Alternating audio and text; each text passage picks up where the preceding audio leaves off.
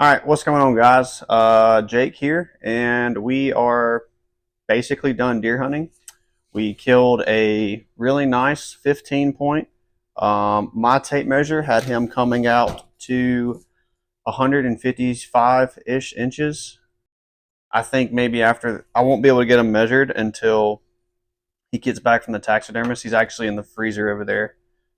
I guess I can probably break him out. Take a little pause.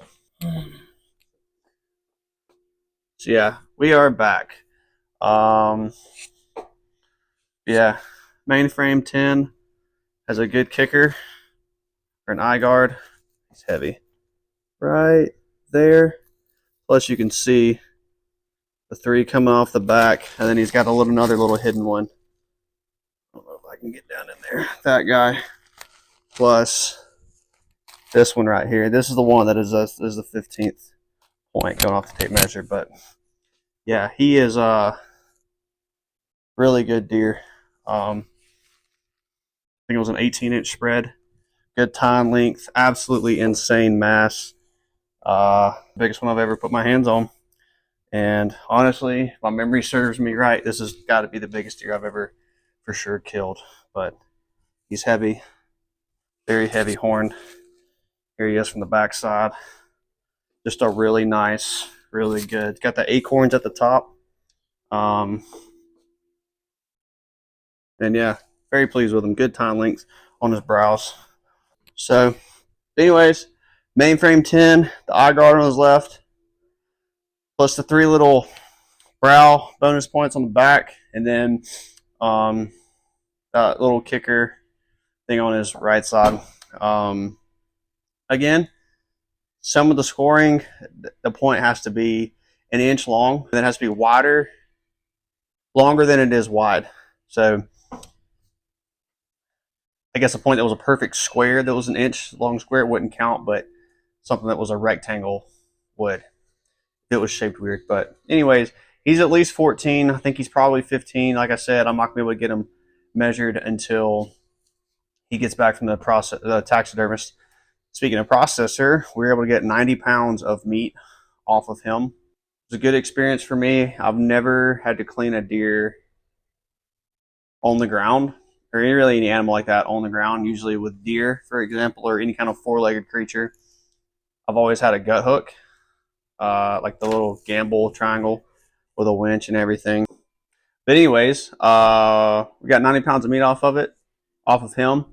And to be honest, I probably could have squeezed out another 10, no more than 15 pounds. But I filled up a 75 quart cooler with meat. And I didn't feel like dirtying up a Yeti or a second cooler anyway. So I just went with it. But we'll be eating on him for a while. This is how the story went. So we only got 8 or 9 hunts this year. I have to go back and look at my check-ins for the public land that I'm hunting. Not really any preseason scouting like we did in the past. The area that I'm hunting, Kansas, last year, even with the trail camera ban, we could still run cameras. This year, they cut off cameras. I think it was 4 weeks before the season, so it would have been August 16th. Opening day was September 16th. Just with life in general, work, I've got 2 kids now. I didn't have enough time to scout. So basically, every time I was going in blind in the dark and making do with what we had. I think maybe I had 2 afternoon sits all year, but we saw deer probably every other hunt at least, sometimes back-to-back hunts. The buck that I killed was the first shooter buck that we saw. This would have been a week or so ago. It was around the 10th, I guess maybe 2 weeks ago. And we're like getting on up there in the peak rut, crazy chasing. The hunt before that, I rattled, called everything. Was in an area that I used last year. Had probably the most active camera, especially during the rut. Most active camera last year, and saw some does. Caught glimpses of some smaller bucks, like the horns passing through the woods, but nothing crazy. Talking to one of my buddies who has gotten it done the past 2 years, super early. Matter of fact, he killed I think his was a 15 or 16 point. He killed like the second week of the season, which kind of sucks for him because he's done other than his doe tag. But talking to him, using some of his experience, he doesn't rattle. I think he brings up a pretty good point. So end up not rattling, basically just using my grunt tube, which I can't remember the name of this call, but it's got a snort wheeze and like an adjustable diaphragm type. Hunters something. I'll put it right here, whatever the name is. But yeah, I mean it's a good sounding call. It's got a rolling O-ring that has got different presets, so you can make it sound like different age deer, different types of deer. Snort wheeze up top. So, but hunted the day before, did some calling. There was a morning hunt, and was fortunate enough to go back-to-back days. Went to a completely different area, and we had to walk in using waders across the river. It's not that really far of a walk. I'd say from the truck to where we crossed the river to take our waders off. I mean, the river's maybe 100 yards wide. It's about waist deep in some areas, nothing crazy.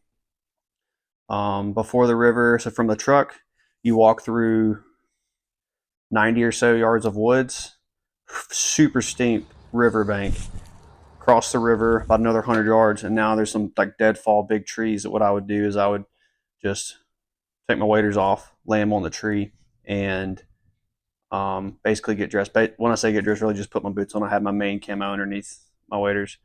But I hunted this specific area last year twice and never had any luck. This would have been the third time that I hunted it this year. I gave it a little bit more attention this year. First time I hunted it, didn't see anything. No, I take that back. I saw one or two deer. I don't remember. Don't know what they were.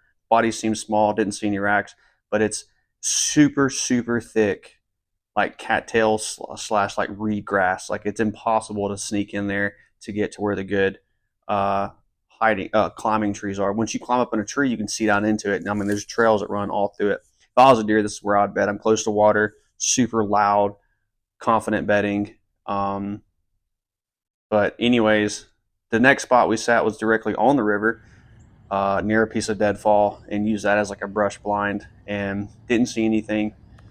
So this time I was like, well, going off the wind wasn't exactly how I wanted it, so it pushed me farther to the west northwest up the river some more. So I crossed the river, walked west northwest against the riverbank, looking for good fresh sign. The banks are so steep that the deer are pretty confined on where they can come down at, which is good.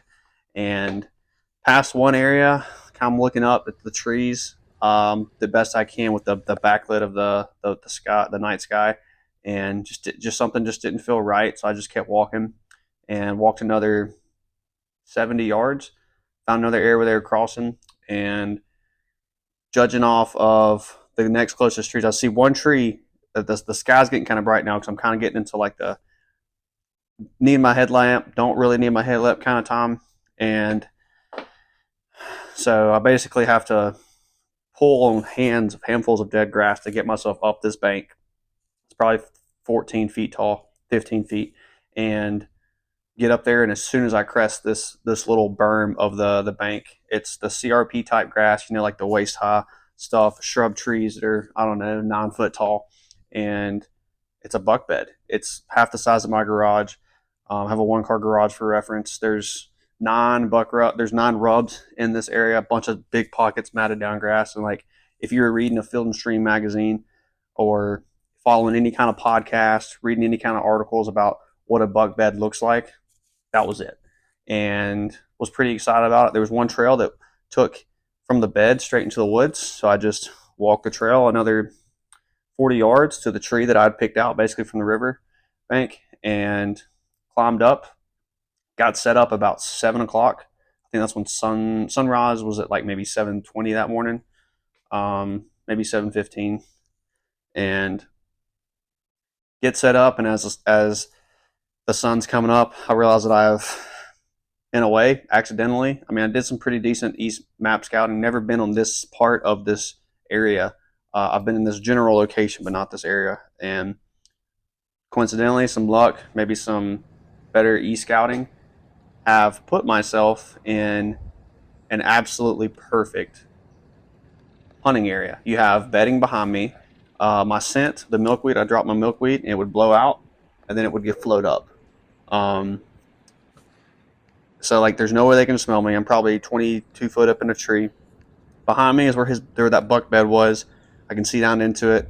In front of me is big hardwoods. To my right is like I'm hunting like a transition type piece. So I'm hunting like the 9-10 foot tall like trees up. I mean as big around as my hand, maybe actually probably half my hand, whatever.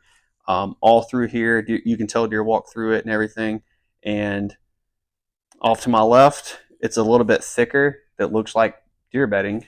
And I texted my buddy, the same guy. I was like, "Don't rattle anymore. I don't. All I do is call in small bucks, whatever." So I texted him when the sun was coming up, and I realized what I'd done. I was like, "I'm killing a deer this morning," and sure as heck, I don't know. It had been 7:50 ish, 7:52.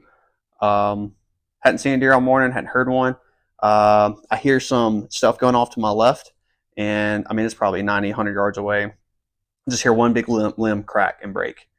I look over there. First thought came to my mind was like, I got all creative with this spot and the access that I had to get to because you can access from another direction, but you have to walk a long ways. And like I will walk a long ways, and so if I'm doing it, I know I'm not the only one doing it. But so I'm looking through there, and then I can see some like brown. So I pull out my binos, I look through there, and I could tell it's a deer. And I was like, cool. Then I could tell it's 2 deer, then 3 deer, and then I was starting to see glimpses of racks come through there. And like, I mean, what is going on is it's 2 bucks chasing and trying to convince a doe to let them breed. Um, I hear them hit a few times with their horns. Nothing too crazy. And I was waiting for a grunt because I had my call in my mouth, my hand. And as soon as I heard a grunt, I was going to do a snort wheeze. And it's probably about 7:55. That happens. I hear a grunt. So I whatever, and doesn't care. Doesn't matter. They don't care at all. I'm assuming probably because these 2 bucks had found a hot doe and they weren't going to leave this hot doe to come tell me to screw off, fight me away. But so the doe ends up sneaking away from them. They're kind of tied up, not really fighting, but they're kind of whatever. The doe is starting to work her way toward me, and she's closing in on like 60, 50 yards and making her way. Well, those bucks hit one good time, and the buck that I shot whooped that smaller buck at least 2 times for this last fight that I'm about to talk about. So the second time, the doe's kind of freaked out, the second time, the buck that I shot fights this smaller buck. He kind of runs off, and well, then the doe has worked her way to 30 yards at this point. She keeps looking back, like, what are these idiots doing? He fights the smaller buck. The buck kind of runs off, so I guess south of where they were, so kind of like into the deeper woods. This bigger buck picks up on this doe trail, and the doe's closing in on like 20 yards, and the path that she's taking, she's going to be 10 yards from my tree, and I'm like, holy cow! Like one of these bucks, hopefully the shooter buck, makes his way following this doe path. Well, she takes off on a steadier trot, and this big buck he can't really see her. I'm sure he can hear her. So he is trying to, I guess, cut the corner of her actual trail to get up with her. And this all this is happening in 8 minutes, 10 tops. The next thing I see, I'm watching this buck. I already have my bow in my hand. I'm like, if he comes in the bow range, I'm smoking him. It looked like someone had taken that smaller buck by the back of the shoulder and his hips and just threw him out from the woods, because apparently he had basically circled around and took off on a dead sprint for the buck that I killed. The buck that I killed sees this coming, turns his head, and just like plants his left shoulder, and like he gave him like the hit stick button in NCAA. He throws his head down. They lock up. I have been deer hunting. I'm 28 now. Killed my first deer when I was 5 or 6. I guess just turned 6. So 23 years now. There's a few seasons here and there where I didn't get to hunt because of land access and stuff. I have easily 20 deer seasons underneath my belt, and I have never, ever, ever seen a fight like this. This was the most violent, most graphic, craziest thing I have ever seen. The sound that these two bucks made when they hit was indescribable. You've seen videos. Everyone's seen the videos of these crazy bucks. You've seen there's a video of a buck fighting an elk and stuff like that. But to see it firsthand, I mean, this is all happening 45 yards from me. It was so violent that when the buck that I killed turned, planted, and threw his head down for their racks to meet, you could see the shock waves and the ripples running down the smaller buck's back. And I thought he killed him initially because the way his head turned back, because the smaller buck came in this way, my buck came in this way. The smaller buck is like this, and his head turned down like this. And I was like, he just broke his neck. My buck pushes down, drives, pushes him off. And as he gets closer to like 30 yards, I realize that his face is as red as the top of this water bottle. It's from blood. He has blood running down his face. He gets closer to 20 yards, 25 yards, and I can see blood dripping off his chin. Excuse me.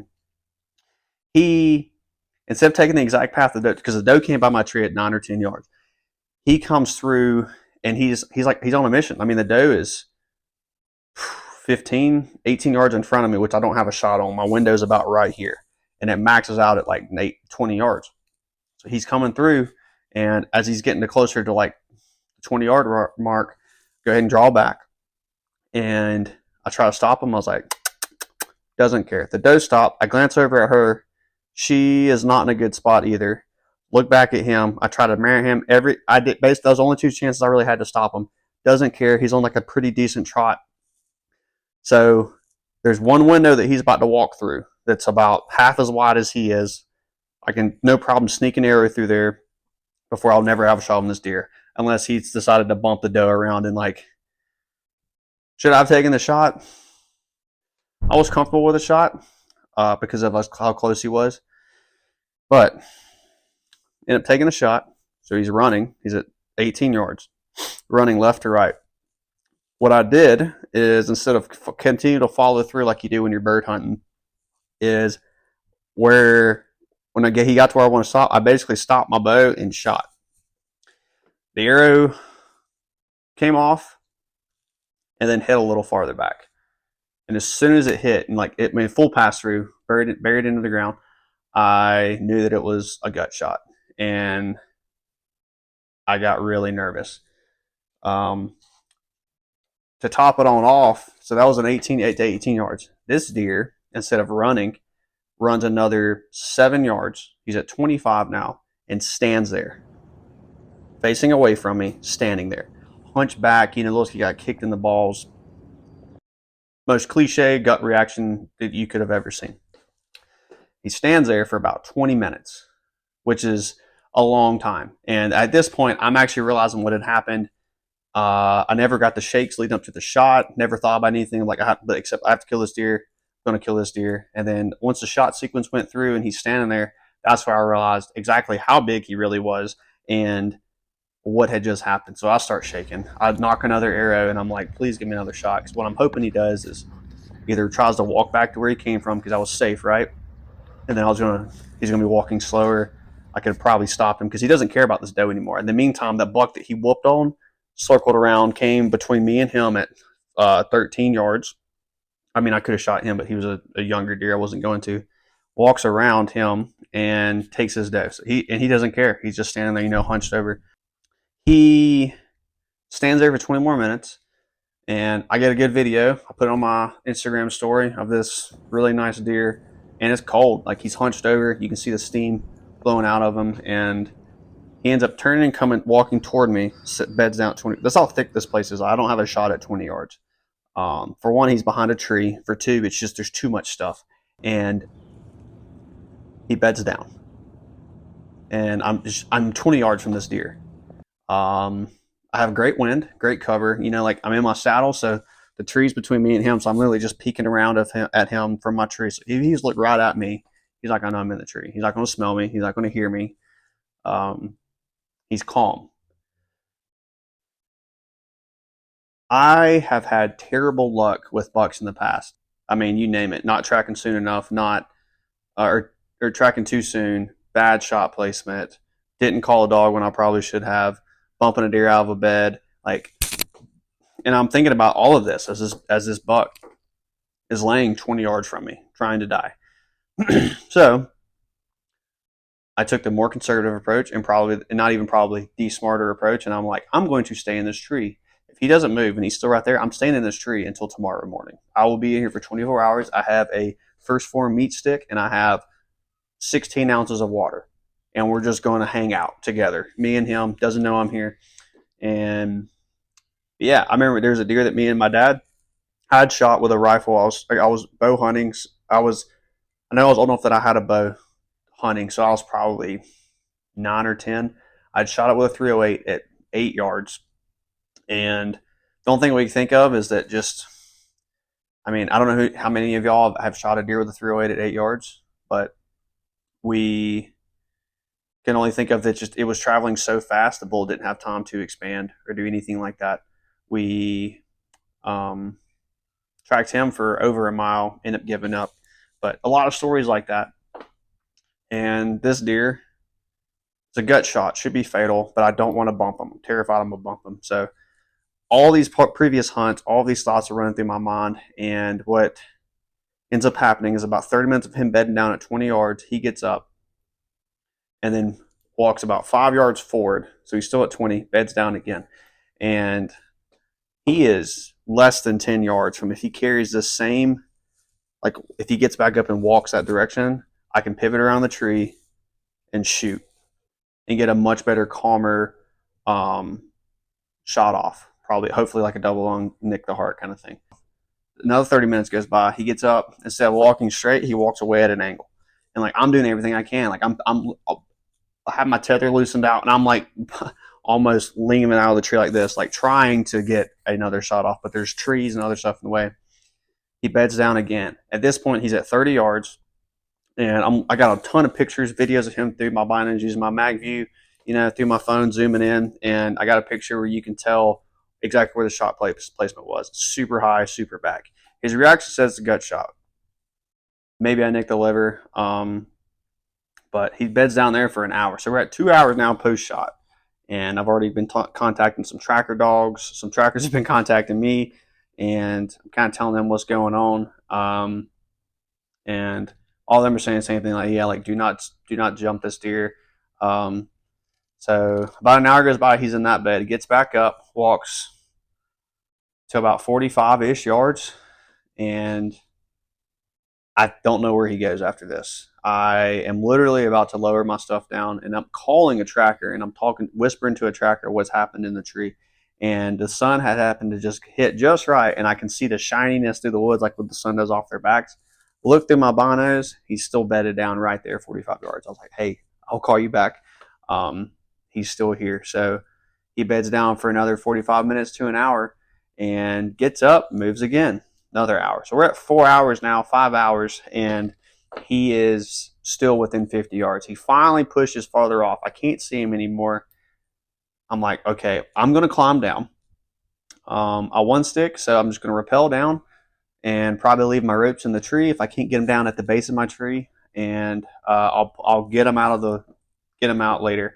And I try to find my arrow. As I get down on the ground, I realize that I can feel the wind on the back of my neck, and it would gust and then blow it back to the river. And I'm like, if this deer smells me at 50 yards, it's going to slap him across the face, and he's probably going to freak out and run, and the odds of recovery go way down. So I get down, try to find my arrow. I got the wind blowing at my back.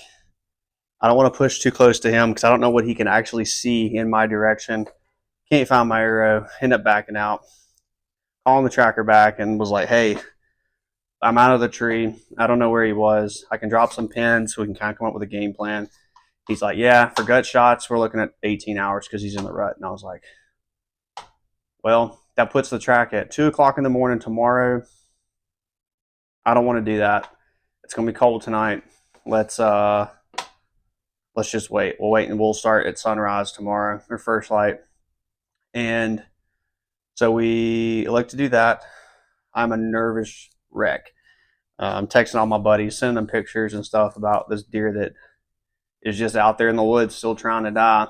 So don't really sleep well that night, and get out there, cross the river, get to the kill site, and there's tons of deer running through there. So I don't, tracking dogs are really smart. I don't really know how they can distinguish unless it's just a handler, which trail is what. We ended up going the wrong direction. Told the tracker, like, hey, he went left. Last place I saw him. So the dog goes right. And, I mean, I took him, we found blood at where he bet it was. It did a pretty good job marking where he was. And we go right. Because, like he could have gone left, backtracked through his bed, whatever, end up pushing. Don't find him. So we come back, reset the dog, get the dog a break with his nose. And I'm like, well, let me go find my arrow. So walk back to the kill site. This stuff's so thick. I'm standing there and I'm like, I'm not going to move until I find I'm not going to move. I'm just going to look around. Finally find my arrow. I'm about to stand on it. And it is this one right here. So I don't know how well you can actually see. There it goes. So we have definitely gut, but there's some dark red blood in there, which I get really excited about. I'm like, that's for sure. Gut shot's a dead deer. This is for sure a dead deer. And I'm sitting there talking to my buddy that I brought out there to help me drag, and this guy's half blonde, and he makes a little joke like, dude, your deer's laying right there, and he's pointing to like something that's like 25 yards to the woods. I'm like looking, I'm like, Lee, I don't know what you're talking about. He's like, yeah, it's like we're talking about this, that he's kind of messing with me. Me and him are going back and forth. The tracker picks up on the trail again, and I'm arguing with Lee, and Lee just kind of does one of these, and I'm like looking at him. Then I realize that the tracker's getting a little bit more excited and more excited and more excited. And all of a sudden you hear, good boy, good boy. And like he's 25, 30 yards to the woods, and I cannot see him. Cannot see him. He's wearing Hunter Orange. I can see glimpses of that, but I can't make him out. Like it's thick stuff. And run over there. He's laying there. Apparently had gotten up from his last bed probably and tried to go between two trees, was too weak, fell, and couldn't get back up. So he died between two trees. Yeah, absolutely crazy story. Just the fact that this deer was chilling for 4 hours within 45 yards of me was insane.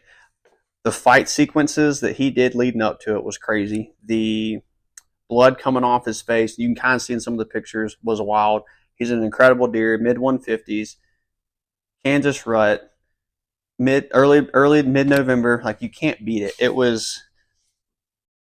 I was telling this story to some of my other friends, and I was like, if I took somebody deer hunting for the very first time, and they turned to me in the tree stand after this whole thing happened, and was like, you know what?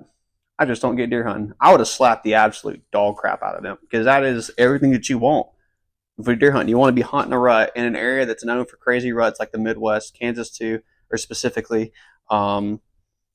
You get a nice mid 150s, under 20 yards in a walk-in spot, water access, never been here before, found the tree in the dark. This is what deer hunting is. And at least for the mobile hunters on public land, this is deer hunting. And if someone was turning me after that, I'm like, I just don't get it. I would have cut their tether, they would have fell to the tree, and I would have left them in the woods. So he's a good deer.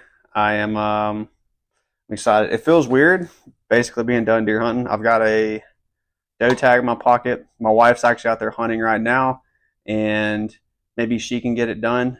Rifle season, one of the rifle seasons coming in for a weekend, next weekend, the weekend after Thanksgiving. I'll be taking my neighbor, my son out just to try to fill a doe tag for me. I won't be going deer hunting unless it's to take someone for the first time or taking my son out. The weather's dropping. We're getting ready to be putting some of these guys in the water, and it'll be basically balls to the walls for duck hunting. If y'all are still hunting out there, good luck to y'all. And if you kill something, please tag us on social media. We love to see y'all's kills. I love to see it when people are successful. I don't care who it is. And yeah, good luck to y'all this year. If you have any crazy stories, drop them in the comments below. Share my stuff, share my video, please. Any kind of support that you can give me is is extremely appreciated. And we'll catch y'all next time.